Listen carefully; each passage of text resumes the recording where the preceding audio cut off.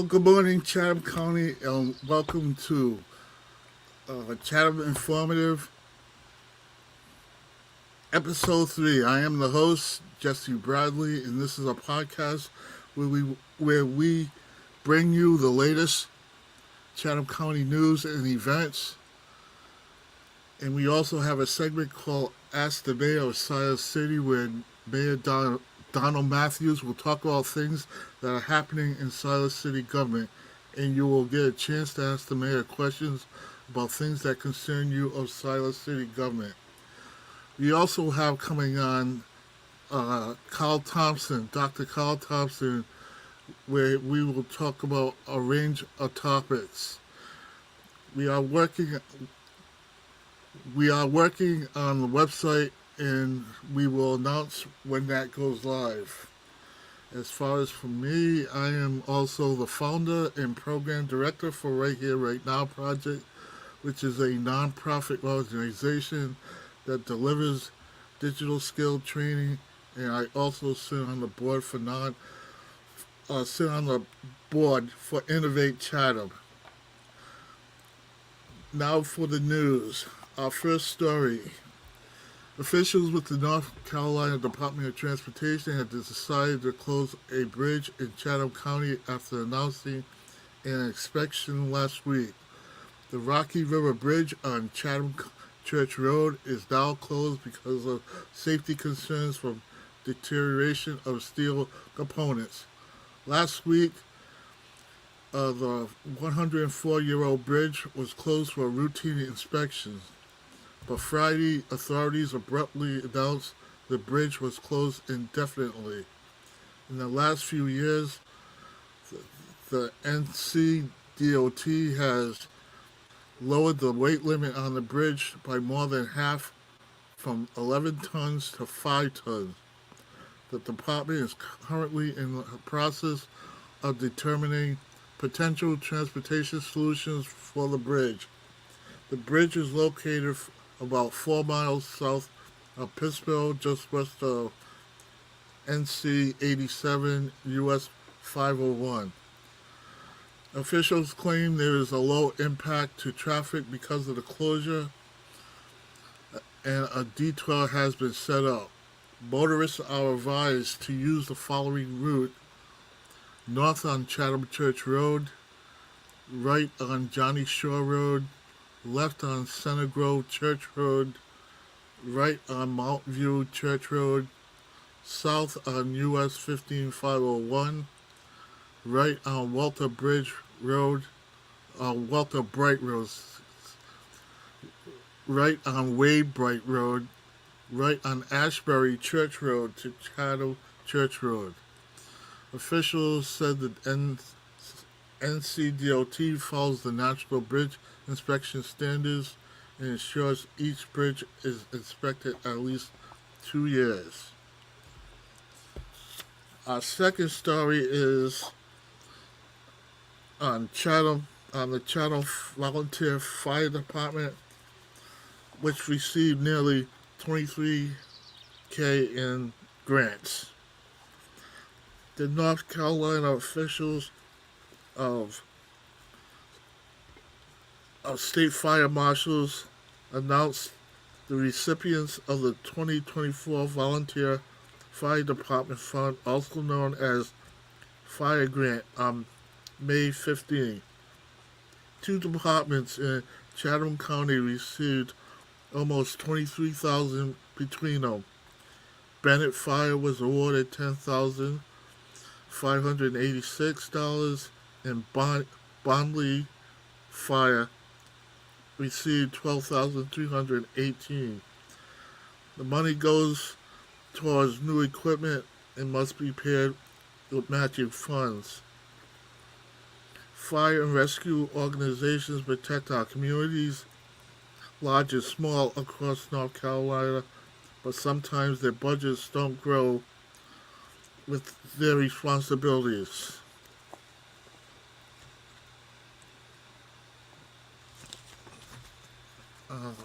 And now for the third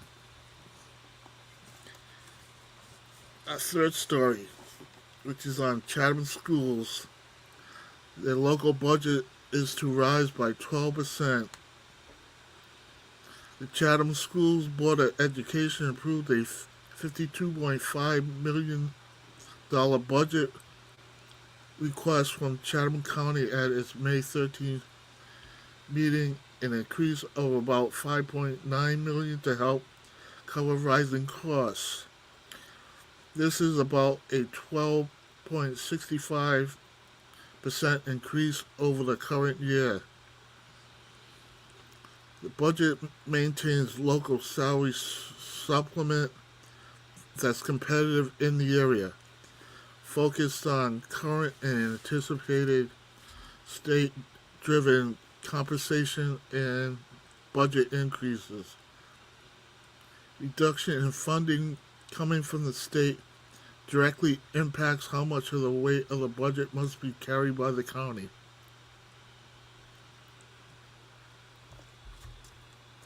And for the fourth one, a 16-year-old drowns during a birthday celebration at Jordan Lake.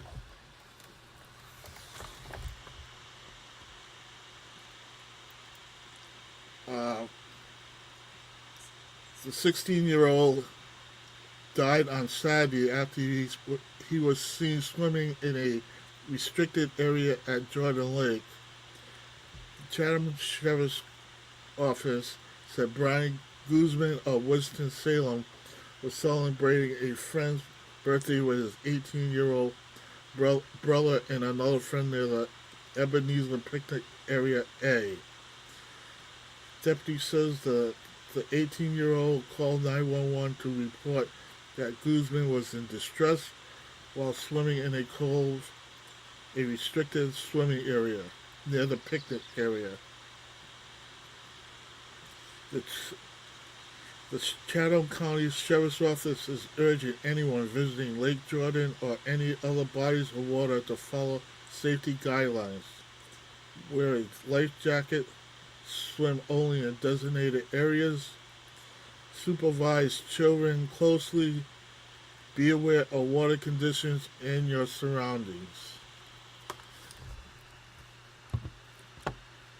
And now we will go into our segment for Ask the Mayor. Good morning, Mayor Donald Matthews. Good morning, sir. How are you? Very good. How was your weekend? It was great. A lot of memorial celebrations celebrating our soldiers who have paid the ultimate price. So we had a real good day. We had an excellent day in remembering those who gave their life for this country. Awesome. So, for the first topic, where are we on as far as the water meters and sewers? Well, as of last week, we had approximately half of them installed. And so we are looking like we may get them finished by mid-June or by the end of the June deadline, which we have kind of set for ourselves. So it looks good. It looks like it's moving along nicely. They should all be online, as I stated, by the end of June. Okay, cool. Let's see. There was another question I was supposed to ask you, and I completely forgot. As far as the hotspots, have you heard any word as far as Siler City getting lined up for hotspots? Well, we're waiting to see if they received the grant, because I was going to actually call you and ask you if you heard anything, because it's kind of like we've been out of touch ever since we thought the grant was going to be awarded last month. So I haven't heard from the gentleman that bought it to our attention, but we're waiting and we're ready to go. As soon as we hear back from them and we make the presentation to the Board of Commissioners that this thing is going. I think everybody's excited about the fact that they will have internet access at any given time and at various points around the city. So we're just waiting to hear from the group that initiated this. Yeah, right now the grant was supposed to be announced at the end of April. Then they said beginning of May, and now we're getting into June and still no word yet. Right. Um, but do you know where you'll be putting these hotspots at? Well, basically, what we looked at is our high, where the population tends to congregate the most, and during the summer months, it would be our parks. So we're looking at putting those hot spots in all of our parks. And then we are going to find some other areas that would be suitable. The thing is, we want to make sure that all of our citizens have access. And so we have kicked around some ideas of how to make that happen, especially in the parks when it's from sun up to sundown. So we're going to, you can come to City Hall or you can go to the police department, hopefully to get a pass to use these hot spots, and then maybe some other open areas where you could possibly pull up and just hook up. And I like that, pull up and hook up. So we have to find those spots around town that would be suitable, and we may even do a random survey to see what the citizens say. I think that would be our best, the best idea to find out where they would like to see some of them. But right now we do know our parts. And the last question, how'd you f- how'd you feel about the county commissioners meeting last week? Oh, on the budget, Yes. I thought that it was, first of all, that was probably the most people we've ever had. It was packed. Normally, there's nobody there. And so I was very well pleased with the attendance. The topics, which basically was teachers' salaries, uh, it was excellent. They made some excellent points. The thing that I think I kind of focused on and really continue to think about is how the citizens of Chatham County will be taxed. And what I'm talking about is a $300,000 house is taxed at the same rate a $50,000 house. You pay more, but the tax for the 300,000, but I don't think it's fair. I just don't see how you can say it's almost okay. Let's use this same example in dollars and cents. If I make $50,000, I pay far less taxes than a guy that's making $300,000. And so I think their formula is off, but that's what they came up with. And I think it's something that we should address in the future. I didn't get involved in this early enough to really have any impact. But when you think about it, there's no way that you consider that to be fair because, uh, again, the rich are getting taxed less. It's not equitable. All right. Well, seeing we have our guest sitting in the green room, I'll bring him on to see if he has any questions to ask you before we end this segment. Okay, sounds good. Hello, Dr. Carl. Hello, brother Jesse. How you doing? Not too bad. Yeah, And Mel Matthews. How you doing? Good morning, sir. How are you? I'm good. I'm good. Good to see you both. Enjoying this beautiful day? Yes, sir. Getting ready to. I've got a few trips to make today, so I'll be out for a while. All right, sounds good. Yeah. is there any questions that Congratulations on the job you're doing. I'm sorry. I'm sorry. Go ahead. No, is there any questions that you would like to ask the mayor? No. I was listening to you all as you were talking about the issues in the city and how you're resolving those, and it seems to be you're doing those fairly quickly. And Yes, I think that's yes. excellent. I think that's excellent.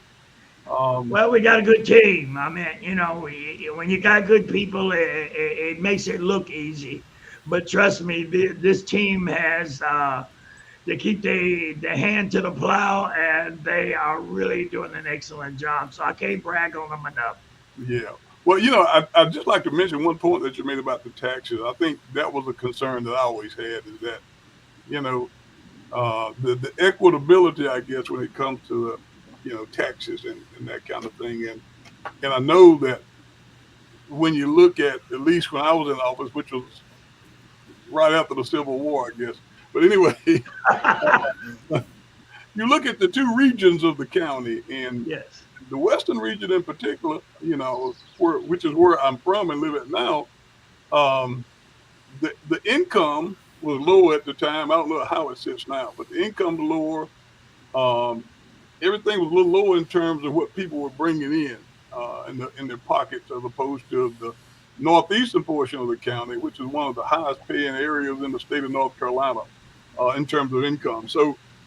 Um, so when taxes do go up, or when the rate goes up, you're always concerned how people who don't have as much are impacted. Like you were saying, as opposed to people who have a little more to pay. Um, so that was always a concern. Anytime there was an increase, you always, really, really thought carefully about that because you knew who was going to impact the greatest.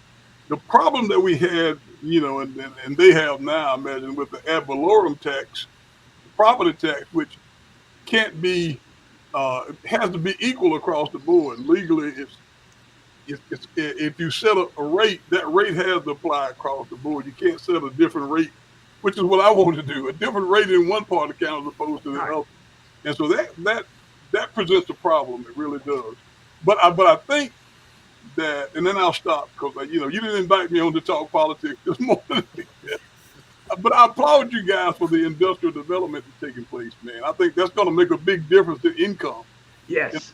in the western part of the county, the Siler City area for sure. So I'm excited about the growth that's taking place and the two industries. The one that's right up 64 Highway west of you guys, and even the Toyota plant, which is in Liberty, that's next door. Yeah, So exactly. yeah, Yeah. that's having an impact as well. And so I'm excited about what that's going to do for Siler City. I think it's going to lift. It's going to lift all the boats in a sense because it's going to Sure. impact development in the way of housing. It's going to develop where the ancillary businesses are concerned. It's going to locate around those big industries, and man, it's already put you guys on the map, but it's going to be an explosive thing that's really, really going to impact financially on a lot of people's lives positively in this area. Yeah. So, amen to that. It's going to be a game changer for everybody that really takes advantage of this time and Absolutely. what's going on right now. We have been going from church to church, actually giving out information about wolf speed and how to get connected. Pastor Carl, I'll see you at some point on your end because I'm going to do this as long as we possibly can. Myself and Melinda Marsh have hooked up to make this happen and give people the information. Once you have the information, it's basically up to you to take advantage of it. That's great. That's Yeah, absolutely great. This is the biggest thing that's happened in Chatham County in as long as I've been around and I've been involved. This is absolutely the biggest thing that's ever happened in this area yeah, in Chatham County. Period. yeah, yeah. That's great. Really across the state. Across the state, Yeah, absolutely, yeah, man. This absolutely. this investment and this impact, there's nothing to compare to it. And I think we definitely have yet to see or even imagine the impact in the future in the years to come and how this area is going to grow and develop is going to be astronomical. I think. Yes, yes, It is. Yeah. yeah. And before we get to speak with Dr. Carl, I have I remember the one question I need to ask you, Yes, sir. and that's is, what is the situation on affordable housing? I hate to give you the same answer that everybody else probably gives you. Affordable housing, and it's one of those things that you have to look at. Affordable to whom? And so finding that developer that's willing to make that investment at the lower end right now is difficult. One of the reasons is the cost of land here is gone through the roof. It's astronomical. So it makes it real difficult for a developer to come in and say, anything less than $300,000. Uh, so you have to factor all of these things in. And I know it's a doable because other places are doing it, but everybody's having the same conversation. How do we do this? How do we make this work? And so we just have to keep doing the research. And the one thing is, once you find someone that has figured it out, they have something they can sell. It's a market for the whatever that is, Right. and whatever that's going to look like. And it may be something that the county and municipal, well as Pittsburgh, Siler City, and Golston may have to come together and say, look, we're going to build this, and we're going to build it together. It may take all of us to make this happen. So we'll just see how it goes, and just continue to do our research. Do you think that with these higher price houses coming in will force some of the residents that do live here out of the area? I don't see that happening because there has to be a happy medium here. And what I'm saying basically is it's something that Brother Thompson just said. You know, the tax rate has to be the same, but you're paying based on what you have, so to speak, what you're living in. And so if you can maintain that and keep that same formula, then the existing residents won't feel the pinch, so to speak, when these other homes are built. What is going to happen is we're going to have to make sure we have the amenities that this community is going to demand. And so parks and recreation may, we're talking about different ways to enhance those programs. Where you shop, where you eat. I mean, all of these things factor in. But our biggest nemesis right now is water and sewer. So we got to get that right first. All right. So on to our business showcase. So for our first business of this podcast, we had asked Dr. Carl Thompson to come on to talk about what's happening at Word of Life and the project that he has going on there. So, Dr. Carl, if you could explain to us uh, the project that is happening. Uh, Okay. Uh, I can just jump right in, man, and yeah, just pull them out of my head, I guess, one by one. Well, with any church, I think we have a responsibility and a commission to preach the gospel uh, first and foremost, and to uh, to extend the gospel, I guess, from where we're at into the othermost parts of the world if we have the ability to do it, the grace to do it. That's the first thing, foremost. But then what I've seen is that a part of the call and a part of the gospel is not just to preach it, but to live it. And of course, in living the gospel, then there are all areas of life that you become involved in. in order to reach people. Like I can't just preach the gospel and not be concerned about the hungry. I can't just preach the gospel and live it and not be concerned about the homeless. And on and on and on. Okay, and so we then have felt the need to have various projects, one of which you're involved in, I think, to help people in a real world kind of way, physical reality kind of way. And one is uh, uh, digital. Correct me if I'm wrong. Digital illiteracy. Am I close to that? But you have Yes, people, especially seniors, who in a society that's growing more and more every day, just digital. People are struggling because they don't have the knowledge just to do the basics in navigation where a computer is concerned and computer technology. So one of the courses that we offer through your organization, as a matter of fact, is uh, helping people and teaching people how to do that. I think it's been real successful. We've had several classes at church. We've had, people receive their diplomas at the end of the class, and they also receive a computer, a right. laptop, which is, I think, is a real incentive to draw people. So I think we want to continue to do that. We probably have you and my wife have talked about an upcoming class, I believe, where we have people that want to do that. What we're starting also this month is a financial, um, I don't know what you would call it, the financial education class. And, we find that the biggest problem most people have is debt.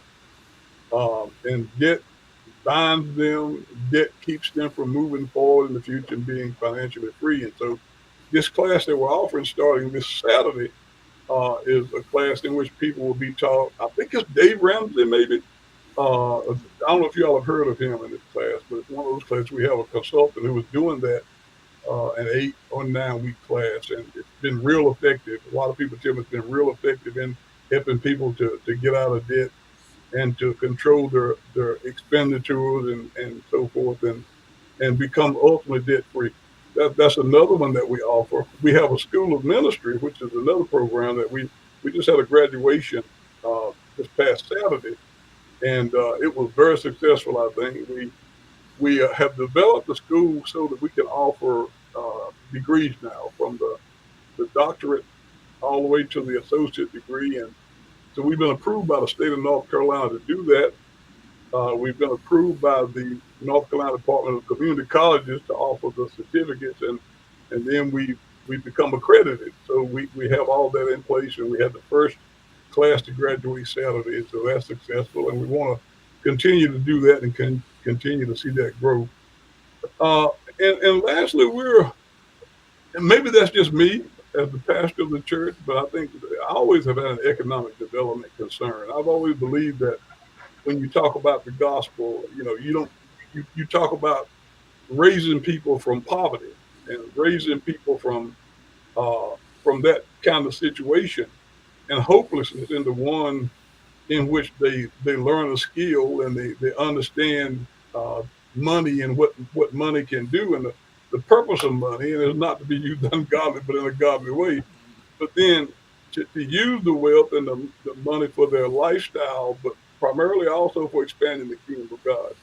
And so um, we have a project moving forward in the future, and we're working on it right now, which we actually will have a small business incubator on site, and we'll invite people to come into there and with their small businesses and help to incubate them, and church work with them so that we start to grow businesses, starting with our congregation, with other people.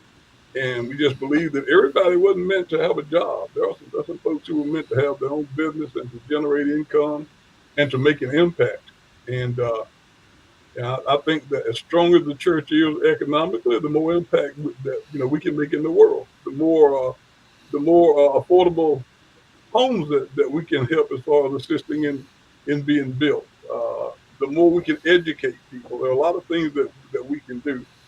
And so, I'll stop there as far as the economic development project goes. But I think the sky's the limit as far as the kind of classes that we want to offer, including having a computer classroom and to be able to offer classes that can immediately help people in the short term to move into some of these jobs that we see that are going to be around us with starting salaries as well, what, 60, $70,000 a year, and try and see if we can't motivate some folks in our community that they can do it, that it can happen to them. They just give them the motivation to be able to do that. So there are a lot of different things that we're involved in now. So sometimes I feel like I'm juggling as I'm going, but God is good. Yeah. So I'll stop right there. So, is this just for church members, or is this for anybody out in the community to be able to take these classes? It'll be for anybody who wants to take the classes. We encourage people to do that, and we advertise it on Facebook, and we're going to try and use as many platforms as we can. So as many people as we can reach, that's what we want to do. And as you know, in the past, we've had people, we have a group that come from Fayetteville to take your class. And in the School of Ministry, we've got people, different parts of the state because we do it online. But, we find out there's hunger not just in Chatham County, but outside of Chatham County even. There are people who will make their way to take these classes. The class that we're teaching Saturday, there are people coming from different parts of the state within driving distance to be able to take this class. And so we want everybody, we want to fill the church up. Let's do it. Now, is there a way to contact you or associate that to sign up for these classes? This is for people who will be listening to this podcast later on. There is, and of course, every time we advertise a class, especially on Facebook, but we need to utilize some other means.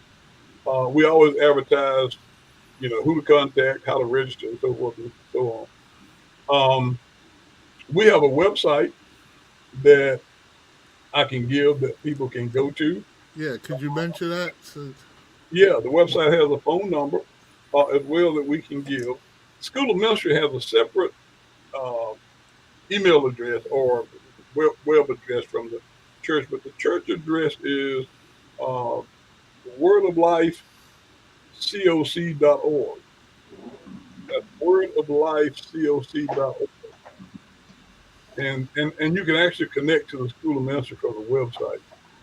Um, there are people who are, really, really desperate and excited about finding these kind of classes. Let me just say this, Brother Jesse, and I'll say it real quick. You remember one class you had, and we had people from Fayetteville and Raleigh in that area to come drive all the way up to our church to take that class about 3 or 4 weeks in a row. And they got so excited that they want to have a graduation after that, if you remember. Bunch I seen.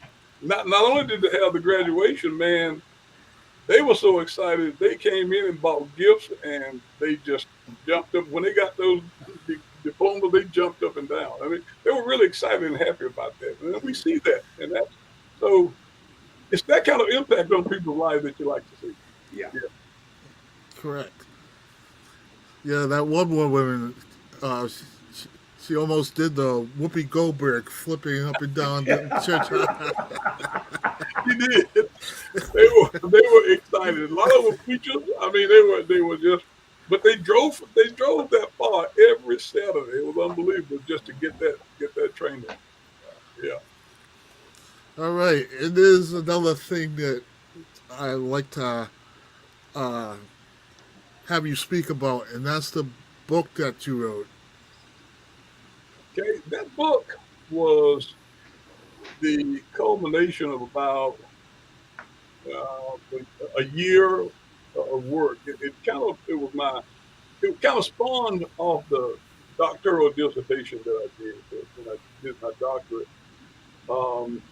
and the whole story is around the history of some of the greatest revivals in the history of the church. And so there was a list I got just in the resources that I received. There was a list of about 10 different revivals, starting with the day of Pentecost in the church. But there were 3, the first and second Great Awakenings, and then the Azusa Street revival, I guess, were the three biggest of what they were listed. And so those were the 3 that kind of wrote about.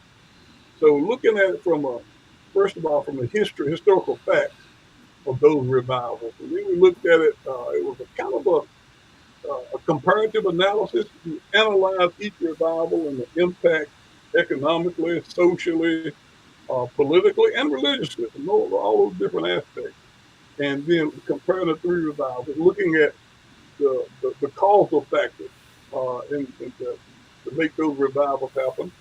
Um, and historically, some of the things that took place during those revivals that the end result we still see today in various denominations and beliefs and the way people do church, all of that, even the how it impacted the black community, uh, our culture and the denomination that sprang forth, how they sprang forth, and so forth. So it was fascinating to me. The book came from that, but it was kind of a condensed, readable version. 178 pages. I figure it's not going to sell a whole lot. People don't want to read details and facts. It's more of them. The editor and the publisher to condense it down. I think 98 pages that's readable. So that anybody that's not an academic can look at it and they can read it and they can get something from it. So we just started to advertise it, and it's selling well considering that I only publicized it among a few, but I'm really excited about that and what it can do to apprise people of history, especially where the church is concerned, and how it affects them. Let me give you one example and then I'll stop. But I asked some people one night doing Bible study, uh, what denomination are they from? Just to give them a little bit of history about their denomination. That was it. And so they started talking. One lady told me she was a member of an AME Zion church in Sanford.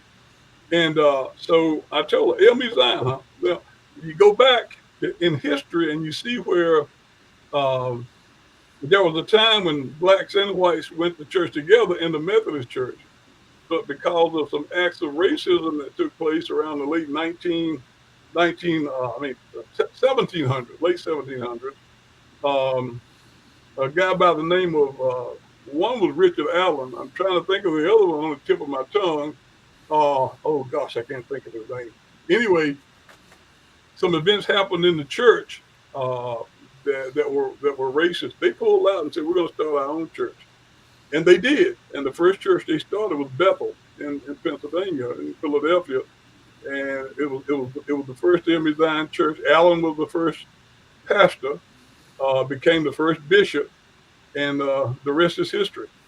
And I don't know why I can't think of the other guy's name. He's just as prominent, but and you can see that in a lot of different denominations how they started out of these awakenings. So I And, think it's interesting reading, but then I'm a history buff, so it may not be interesting for some people. you never know. And could you say the name of the book and where they could get that book if they're interested in? The Uh, title of the book is A Time of Refreshing.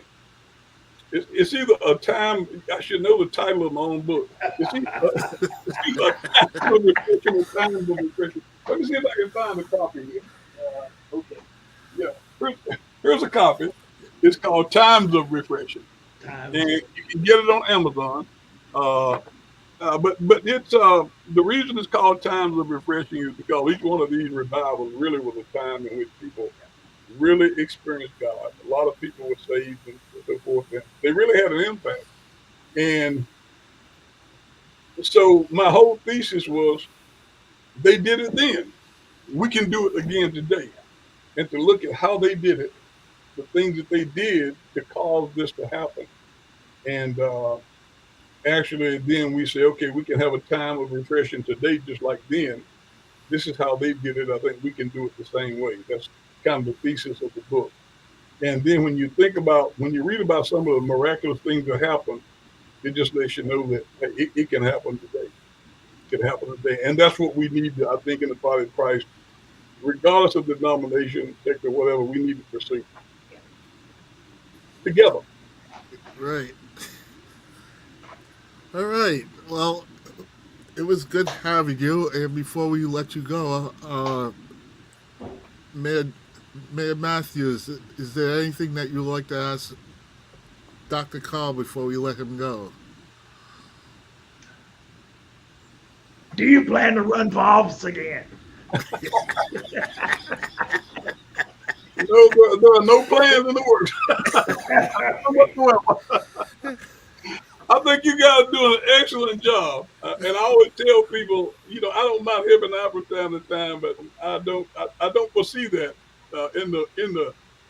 I would go say ever, but I'll say in the near. Don't never say never. Now you know that. Right, that's right, yeah, that's right. But it's been a pleasure, guys. It's Yes, it really has. Enjoyed every minute of it. Thank you so much, Jesse. All right. thank you much, yes, I agree. I thank the both of you, and you guys have a great day. All right. Thank you, sir. Have a good one. All right. See ya.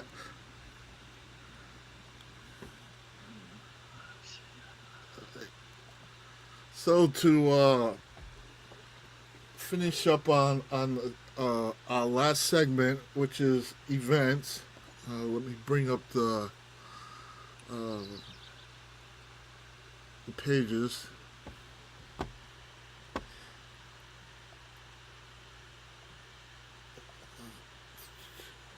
Okay, that one, this.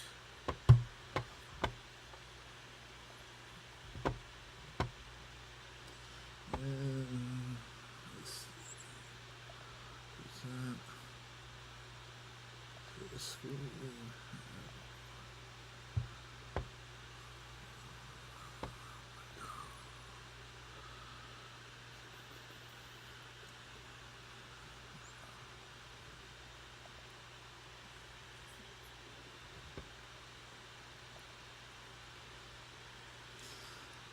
Okay, now for the Chatham County event segment.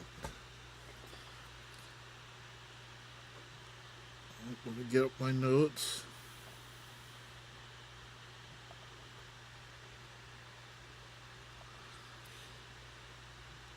So on Tuesday, and that's today, the Growers and Makers Markets takes place at the bowling, hopefully saying this correctly, bowling chair parking lot.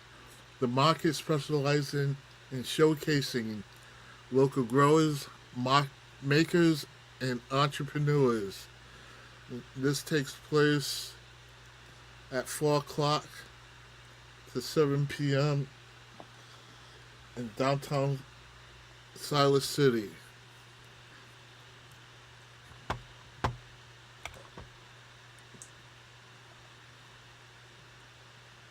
The next event, the Downtown Pittsburgh Business Academy courses is having a brand development and management class, and it is free and open to the public. And that starts at 6 o'clock and ends at 8. Next, we have live jazz on Wednesdays at the Sycamore, featuring this week with Lauren Meehan. And that is at 6 o'clock to 9 p.m. Next event for Wednesday is Wellness Wednesday at the Mosaic Chatham Park. So immerse yourself in tranquility and wellness with this captivating series brought to you by Yoga Garden PBO and Chatham YMCA. This is a unique gathering that is designed to nurture your body, mind, and spirit, offering a peaceful escape in an idyllic setting. So whether you're a seasoned yogi or new to the practice, these sessions are tailored to provide a rejuvenating experience, promoting health and well-being. This is at 6:30 and ends at 7:30. On to Thursday.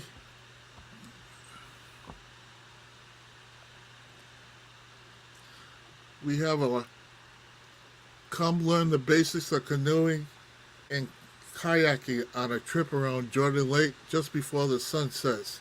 No experience needed. All supplies provided. This is a sunset beginner paddle trip, which is at Farrington Point Boat Ramp. And the time for that will be from 6:30 to 8:30 p.m.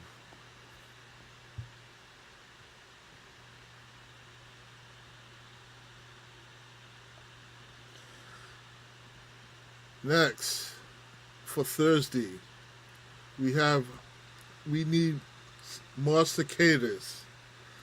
So come make a cuddly bog to celebrate this momentous season. Parents can come and enjoy beautiful downtown PBO while the kids get creative. And this will be held at Checkered Tulip at 6 p.m. to 8:30 p.m.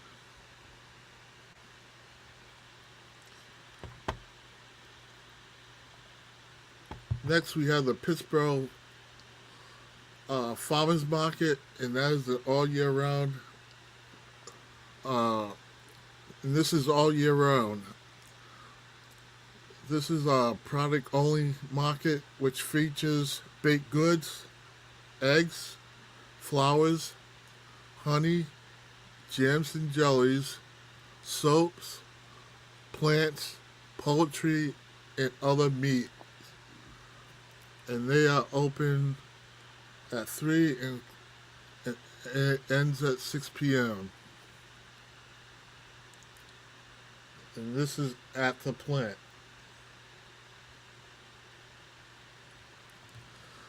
For Friday,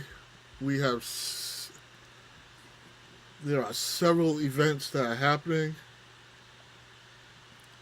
The first one is the Summer's Coming Tea Night. So come hang out at the community center for a night of games, music, snacks, and fun to celebrate the end of the school year and the start. This will be held at Chatham County Center for kids ages 13 to 17, and the fee is $7.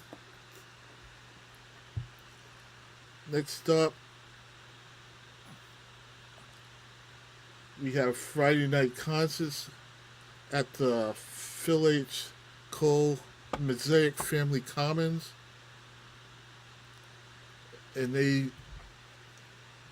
every Friday night, except for July, they usually hold a concert or movies. But this week is a concert, and the performers that will be playing there this Friday will be Too Much Sylvia. So food and beverage are available for purchase. There is no outside alcohol that is allowed to be brought inside the venue. Bring a lawn chair or a blanket. All concerts start at 7 p.m. unless otherwise indicated below, and the event opens 1 hour before concert time.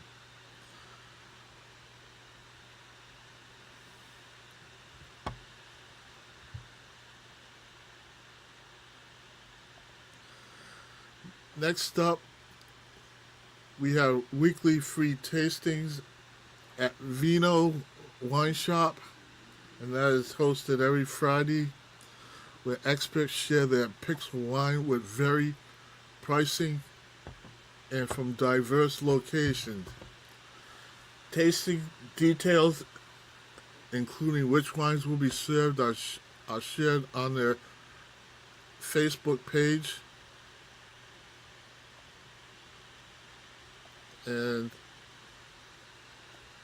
we have the address showing to you right now, uh, where you can find that information.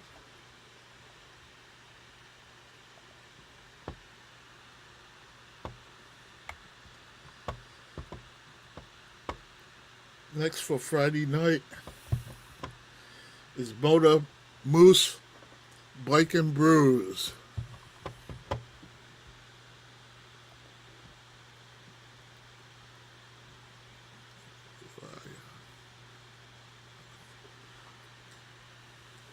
And and this happens every Friday night for rotating beverage specials, live music, and food trucks. All motorcycles are welcome. And this event goes from 5:30 p.m. to 8 p.m.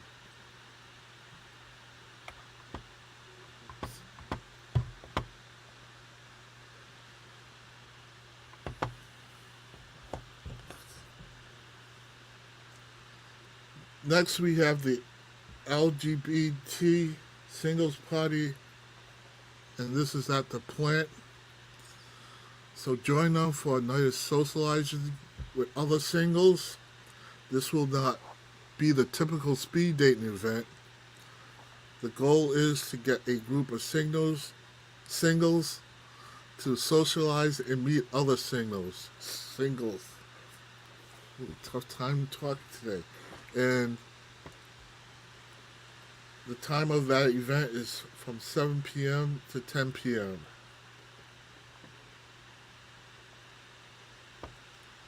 Next up, this is for Saturday, June 1st, is Chef D's Lunch Brunch. Chef D will guide little foodies through the preparation of easy, fun, and tasty lunch foods. Participants will learn proper kitchen procedures and safety, explore a variety of lunch options, prepare a delicious lunch from start to finish, and eat their creations with Chef D and other classmates. This will be held at Chatham Grove Community Center. The time of this event is from 11 to 12:30 p.m. The age range is 9 to 12, and the fee for that is $40.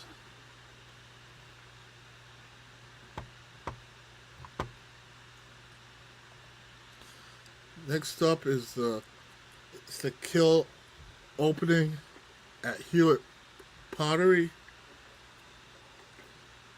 And the time of that event is from 10 a.m. to 5 p.m.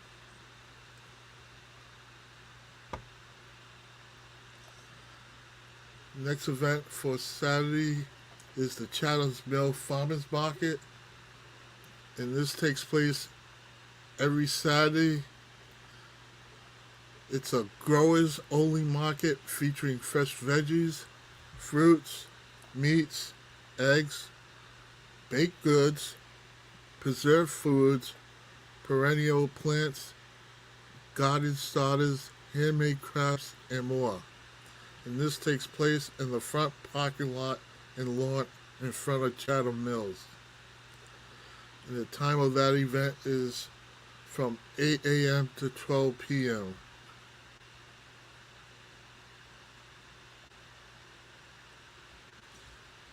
Next up, we have the Slow Flow Yoga at the plant. The class begins with a short grounding and centering exercises, during which students are guided into their breath work practice, followed by gentle movements to warm up the body. You will then move through modified sun salutations and standing postures, after which inversions will be offered to support the circulatory system. The class will end with seated and reclined postures to cool the body down.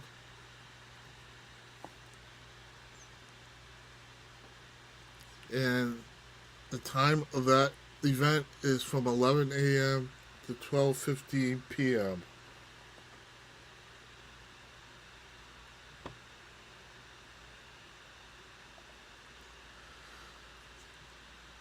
Next event for, for June 1st is the 2024 Pride Festival, which will be held on June 1st and June 2nd. For this is a weekend of fun, food, music, vendors, and activities. Members of the LGBTQ community and allies alike are invited to join the festivities and celebrate Pride. Saturday's event will feature a drag show and dance party, adults ages 18 and above, and a friendly festival and parade will take place on Sunday.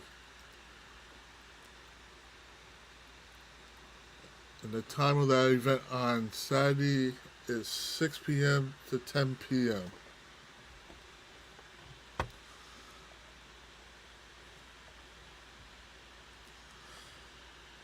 Next event for Sunday is the Pittsburgh First Sunday Artesian Fair and Market, which will be held in downtown Pittsburgh. Come out and enjoy a bit of Pittsburgh downtown charm. This family-friendly event is free to attend. Artisans, nonprofits, local businesses will be out and about as you enjoy some sweet treats, food trucks, and vendors selling art, jewelry, textiles, woodwork, soaps, pottery, and more. So come out and enjoy a bit of Pittsburgh downtown charm. This family-friendly event is free to attend. And the event will go from 12 p.m. to 4 p.m.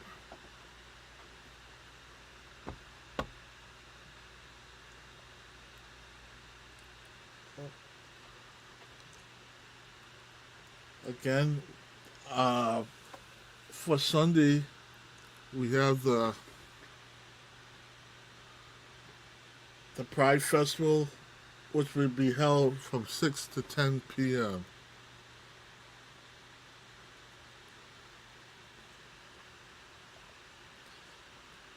Next, we have the Joseph Sant and Vida Beth Benson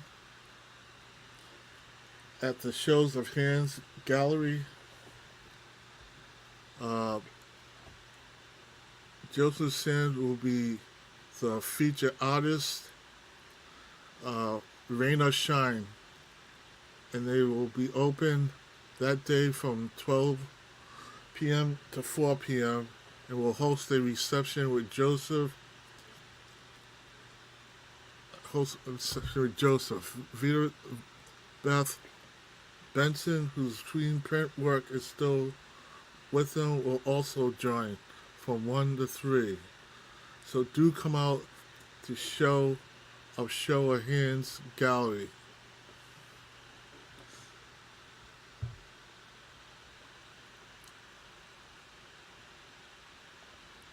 Next event is Cobb Meets at Gov's Fusion Cantina.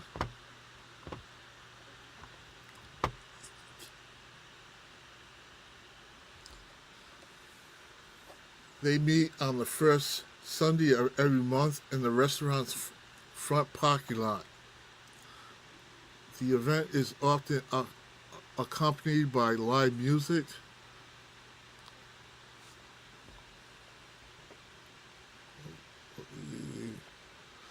Local breweries and vendors, game activities, raffles, even pet adoption, and of course cars.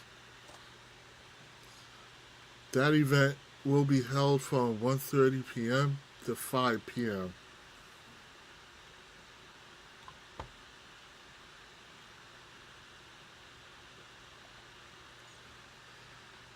Next up,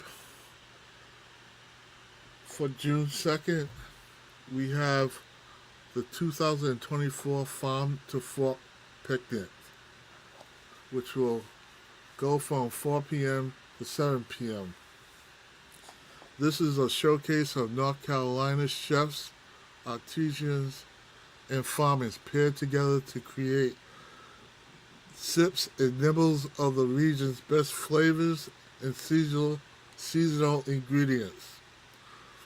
The Farm to Fork Picnic also features local food artisans and beverage producers, live music, and fun activities for children and the whole family.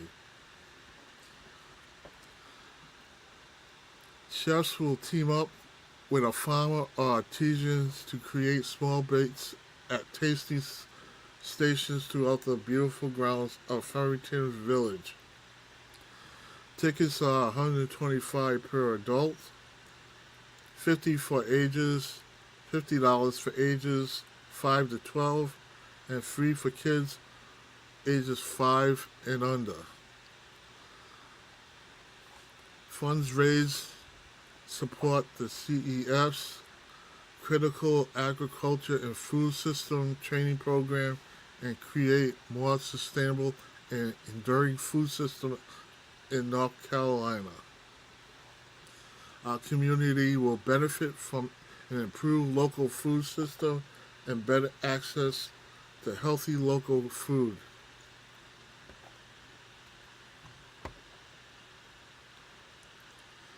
And that is the end of our segment for the community events.